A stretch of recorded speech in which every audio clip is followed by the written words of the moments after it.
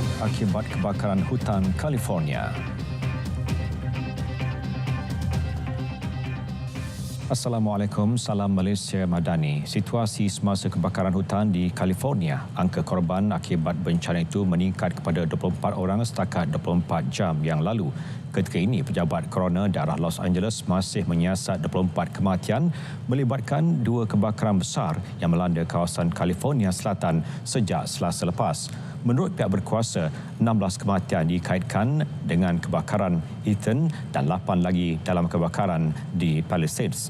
Jumlah itu dijangka terus meningkat kerana pemeriksa perubatan belum dapat mengesahkan cawisan mayat manusia sehingga proses analisis selesai dijalankan. Media tempatan melaporkan lebih 12,000 kediaman dan premis perniagaan musnah dalam kebakaran tersebut. Dalam pada itu, pihak BOM berakui kebakaran besar yang memusnahkan kawasan kejiranan Pacific Palisades di Los Angeles kini semakin sukar dikawal. Usaha memadam kebakaran penuh cabaran berikutan api yang semakin merebak serta angin kencang masih mengancam komuniti sekitarnya. Pesawat turut digunakan untuk membawa air dan bahan pencegah api di kawasan Bukit Curam bagi menghalang kebakaran daripada merebak ke arah timur. Perkhidmatan Cuaca Kebangsaan memberi amaran angin kuat sehingga 110 km sejam boleh kembali minggu ini dengan kemuncaknya dijangka berlaku esok. Sementara itu, Kanada akan menghantar 60 anggota bomba atas permintaan Amerika Syarikat untuk membantu memadamkan kebakaran hutan di California. Perkara tersebut dimaklumkan Menteri Kesiapsiagaan Kecemasan Kanada, Harjit Sajjan. Jelas beliau, Kanada turut berusaha mengenal pasti serta menyediakan lebih banyak sumber bantuan untuk dihantar dalam beberapa hari akan datang. Pihak berkuasa pelaburan Abu Dhabi Adia, salah satu dana kekayaan terbesar dunia dengan aset lebih $1 trilion Amerika, berminat meneroka lebih jauh peluang pelaburan di Malaysia. Menteri Pelaburan, Perdagangan dan Industri Tengku Datuk Seri Zafrul Abdul Aziz berkata, hasrat itu dikongsi pengarah urusan Adia Sheikh Hamad bin Zaid An-Nahyan semasa pertemuan dengan Perdana Menteri Datuk Seri Anwar Ibrahim. Jelas Tengku Zafrul, pertemuan itu membuka ruang memperkukuh kerjasama pelaburan strategik antara Malaysia dan UAE. Sebagai pelabur global berimpak tinggi, Adia memainkan peranan penting dalam sektor infrastruktur, kesihatan dan tenaga di peringkat antarabangsa. Di Brazil, 11 orang dilaporkan maut akibat tanah runtuh di tenggara negara itu.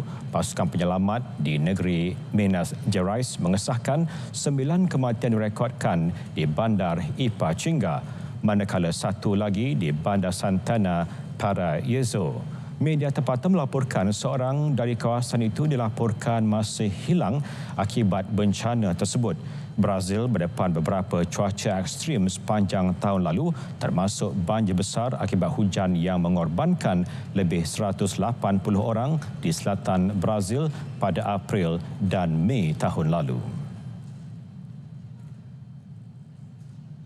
Menteri Luar Denmark Lars Løkke Rasmussen mengadakan pertemuan dengan Perdana Menteri Palestin Muhammad Mustafa di Ramallah, Denmark, antara negara yang membantu Palestin. Pertemuan berlangsung pada hari pertama siri lawatan Rasmussen ke Asia Barat. Selepas Palestin, beliau dijadual bertemu pemimpin Israel, diikuti lawatan ke Jordan dan Lebanon. November tahun lepas, Denmark umum penambahan jumlah bantuan kemanusiaan kepada Gaza lebih 50 juta ringgit. Jerman akan menyediakan tambahan 50 juta euro sebagai bantuan kemanusiaan kepada Syria. Menurut Menteri Luarnya, Annalena Baerbock, dana akan disalur kepada Program Makanan Dunia PBB dan pelbagai NGO. Dana berkenaan akan diguna untuk menyediakan makanan, tempat pelindungan kecemasan serta penjagaan perubatan. Beliau menegaskan sekatan terhadap anggota rejim Bashar al-Assad yang didakwa melakukan jenayah serius masa Perang Saudara perlu dikekalkan. Bagaimanapun, Jerman mencadangkan pendekatan pintar kepada Kesatuan Eropah EU bagi menyokong rakyat Syria dengan segera. Antaranya memastikan bekalan makanan dan peningkatan bekalan elektrik harian supaya kerja-kerja pembinaan semula dapat dimulakan. Pasukan Batalion Malaysia Malbat 85012 memberikan bantuan perkhidmatan kesihatan kepada komuniti tempatan yang terkesan akibat konflik di Lubnan. Komander Malbat 85012, Kolonel Johan Effendi Muhammad Saleh berkata, program tersebut mendapat penyertaan seramai 158 orang warga tempatan.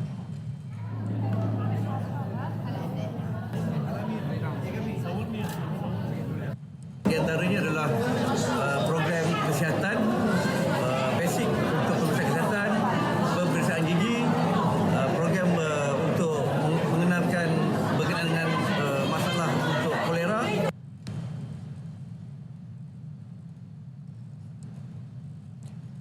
Ukraine dilaporkan sedia serah tentera Korea Utara yang ditangkap kepada Pyongyang. Ia sebagai pertukaran dengan tawanan perang Ukraine yang ditahan Rusia. Kesediaan itu dinyatakan Presiden Ukraine Volodymyr Zelensky. Keputusan dibuat beberapa jam selepas pasukan perisik Korea Selatan mengesahkan pengumuman Ukraine mengenai tangkapan 2 askar Korea Utara. Kedua-dua askar itu cedera ketika bertempur dengan tentera Ukraine di wilayah Kursk, Rusia. Jelas Zelensky, peluang akan diberi kepada mereka yang mahu wujudkan keamanan dengan menyebarkan kebenaran tentang perang Rusia-Ukraine. Indonesia akan menghantar 221,000 jemaah haji pada musim haji 2025. Ia seperti digariskan dalam memorandum persefahaman MOU yang ditandatangani antara Kerajaan Indonesia dan Arab Saudi. MOU itu ditandatangani oleh Menteri Hal Ehwal Agama Indonesia Nasruddin Umar dan Menteri Haji dan Umrah Arab Saudi Taufik bin Fauzan Ar-Rabi'ah di Jeddah pada Ahad. Nasruddin berkata 221,000 bakal jemaah haji akan tiba dan pulang dari 2 lapangan terbang di Arab Saudi. Jelas beliau 110,500 orang akan tiba melalui lapangan terbang antarabangsa Putera Muhammad bin Abdul Aziz di Madinah dan pulang melalui lapangan terbang antarabangsa King Abdul Aziz di Jeddah. Sementara itu, selebihnya akan tiba melalui lapangan terbang antarabangsa King Abdul Aziz dan pulang melalui lapangan terbang antarabangsa Putera Muhammad bin Abdul Aziz di Madinah. Di Perancis, 68 orang cedera dalam kemalangan melibatkan 2 tram. Kejadian berlaku di hentian bawah tanah stesen kereta api utama Strasbourg, salah satu stesen paling sibuk di luar Paris. Pihak berkuasa memaklumkan 100 penumpang berjaya keluar tanpa kecederaan. Berdasarkan laporan awal, kemalangan berlaku apabila tram lain yang bergerak ke belakang melanggar satu lagi tram tanpa sebab munasabah. Pejabat Pendau Raya berkata siasatan terhadap kemalangan itu sudah dibuka bertujuan untuk menentukan punca insiden dan mengenal pasti sebarang liabiliti jenayah. Terdahulu, video yang tersebar dalam talian menunjukkan keadaan huru-hara dengan 2 tram rosak teruk, penggera berbunyi dan orang ramai menjerit.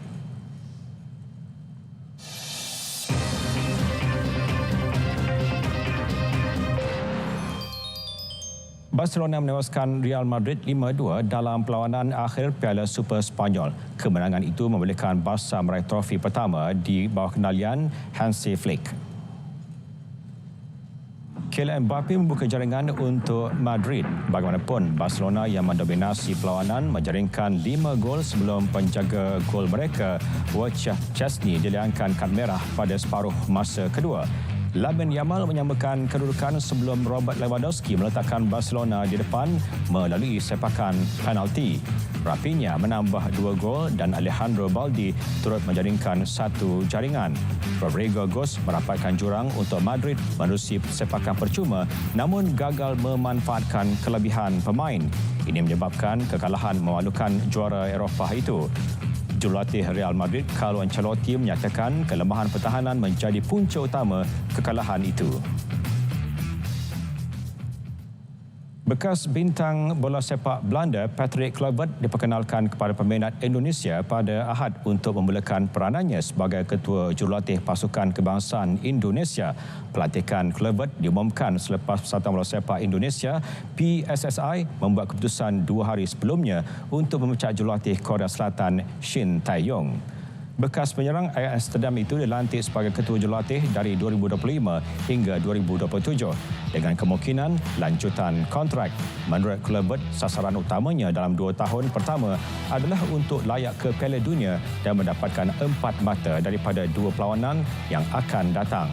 Indonesia kini berada di pusingan ketiga kelayakan kumulasi Piala Dunia 2026 dan akan beraksi di tempat lawan menentang Australia pada 20 Mac dan perlawanan di Lama sendiri menentang Bahrain pada 25 Mac di Jakarta.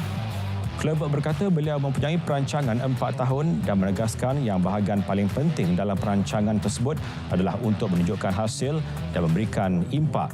Kluivert akan dibantu oleh 2 pembantu jurulatih dari Belanda, Danny Lanzet dan Alex Pastor.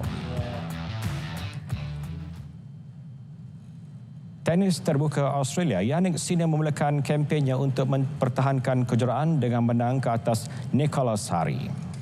Pemain di ranking nombor 1 dunia, Sinner berjaya mengelak penggantungan selepas gagal 2 ujian dadah pada Mac tahun lalu. Dia diberi tentangan hebat di Rod Laver Arena oleh pemain Chile yang digantung selama 11 bulan pada 2020 kerana dadah. Sinner kekal dalam siasatan dengan agensi anti dadah dunia mahu penggantungan sehingga 2 tahun di Mahkamah Timbang Tara Sukan. Perbicaraan ditetapkan pada April. Dalam satu lagi saingan, pemain Amerika Frances Tiafoe mengedepikan pemain Perancis Arthur Rinderknecht dalam perlawanan sengit 5 set dengan Tiafoe menang 7-6, 6-3, 4-6, 6-7 dan 6-3. Tiafoe yang pernah naik ke suku akhir di Melbourne Park muntah pada penghujung set keempat sebelum menamatkan kemenangan dalam masa 4 jam 8 minit. Dalam kategori wanita, pemain di ranking kedua dunia dari Poland, Iga Swiatek berjaya menewaskan Katerina Siniakova 6-3, 6-4. Juara 2 kali kejohanan Victoria Azarenka pula tewas kepada pemain bukan pilihan dari Itali, Lucia Bronzetti 6-2, 7-6. Visual Museum Media di Jepun yang mempamerkan pelbagai kamera vintage mengakhiri dunia 10 dari sungai ke segara Palestin pasti merdeka. Assalamualaikum, salam Malaysia Madani.